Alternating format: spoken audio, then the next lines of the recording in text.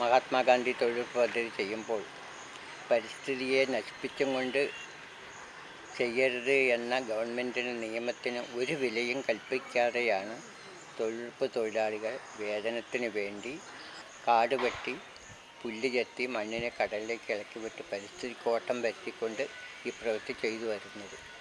വിവിധ സംഘടനകളുടെയും സ്കൂൾ കുട്ടികളുടെയും റോഡോരങ്ങളിലും മറ്റു പൊതുസ്ഥലങ്ങളിൽ നട്ടുപിടിപ്പിച്ച തൈകളടക്കം ഈ തൊഴിലുറപ്പ് തൊഴിലാളികൾ കാട് വെട്ടുന്നതിനോടൊപ്പം വെട്ടി നശിപ്പിച്ചുകൊണ്ടിരിക്കുന്നത്. കാട് ആ കനാൽ വൃത്തിയാക്കുന്നതിൻ്റെ ഭാഗമായി ആ കനാൽ മാത്രമല്ല അതിൻ്റെ ഭാഗത്തുള്ള എല്ലാ മരച്ചെടികളും വെട്ടുന്നത്, കുറുന്തോട്ടി, ഔഷധ സസ്യങ്ങൾ ഇതെല്ലാം നശിപ്പിക്കുകയാണ്. അപ്പോൾ കുട്ടികളും വനം വകുപ്പ് അടക്കം ചെയ്ത ചെടികളിനെ നശിപ്പിച്ചുകൊണ്ടിരിക്കുന്നുണ്ട്. ഇവർ സ്വന്തം ഇഷ്ടപ്രകാരമാണ് ചെയ്യുന്നത്. തൊഴിലുറപ്പ് തൊഴിലാളികൾക്ക് തോന്നിയ പോലെയാണ് ചെയ്യുന്നത്. പഞ്ചായത്തിലെ ഉദ്യോഗസ്ഥന്മാരെ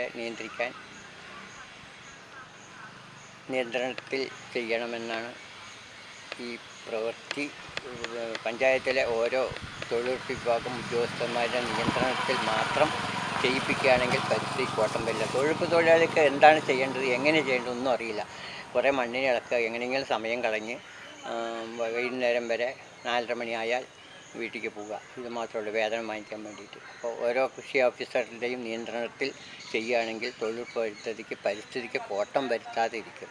ഗവൺമെൻറ്റിന് ഏതെങ്കിലും വഴിക്ക് പണിയെടുത്തിട്ട് വേതനം കൊടുക്കണം എന്ന നിർബന്ധം കൊണ്ടാണ് ഇങ്ങനെ ചെയ്യിപ്പിക്കുന്നത്. പരിസ്ഥിതി കോട്ടം വരുത്താതെ ചെയ്യിപ്പിക്കുകയാണ് വേണ്ടത്.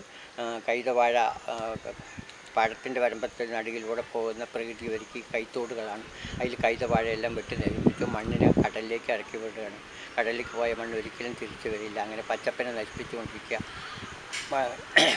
തോട് ആഴം വീതിയും കൂട്ടുക, അതിൻ്റെ തിട്ടുകൾ ഇടിഞ്ഞ് അങ്ങനെ മണ്ണ് കടലിലേക്ക് പോയിക്കൊണ്ട്, കാരണം പരിസ്ഥിതിക്ക് വലിയ കോട്ടമാണ് സംഭവിച്ചുകൊണ്ടിരിക്കുന്നത്. അതുകൊണ്ട് ഈ പ്രവൃത്തി പരിസ്ഥിതി കോട്ടം വരുത്താതെ ചെയ്യിപ്പിക്കുവാൻ വേണ്ടി വേണ്ട ഉദ്യോഗസ്ഥന്മാരോട് അതിൻ്റെ നിർദ്ദേശം, അതിന് അപേക്ഷ കൊടുത്തിട്ടുണ്ട്. അത് ശരിയായി വന്നിട്ടില്ല. ഇനിയും ഇങ്ങനെയാണ് തൊഴിലുറപ്പ് പോകുന്നുണ്ടെങ്കിൽ പരിസ്ഥിതിക്ക് വലിയ ആഘാതമാണ് വരുന്നത്. പരിസ്ഥിതി ഈ തൊഴിൽ കൊടുക്കുന്നത് വളരെ പാവപ്പെട്ട പട്ടിണി പാവങ്ങളായ ആൾക്കാർക്ക് കൊടുക്കുകയാണ് വേണ്ടത്. അന്നന്ന് പണിയെടുത്ത് കിട്ടി ആ വേതനം കൊണ്ട് ഉപജീവനം കഴിക്കുന്നവർക്കാണ് അത് കൊടുക്കേണ്ടത്. സാമ്പത്തിക നില കൂടുതലുള്ളവർക്ക് ഈ പണി കൊടുക്കാതിരിക്കുകയാണ് വേണ്ടത്.